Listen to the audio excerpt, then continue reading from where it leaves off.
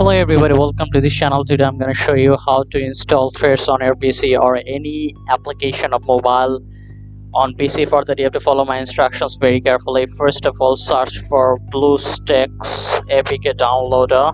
Okay, after that go to the APK Pure website. This is very useful website, or you can search for any other website to install this BlueStacks.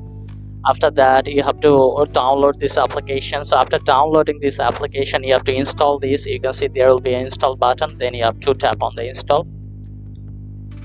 After that it will be downloaded. You can see it will take about 4 minutes. Okay, here it is.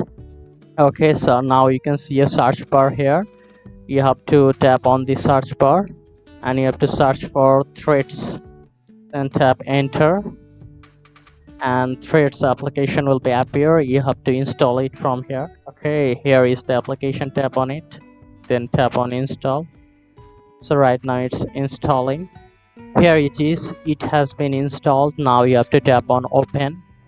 Use this Threads application after signing up, or if you already have any account you can sign in from here.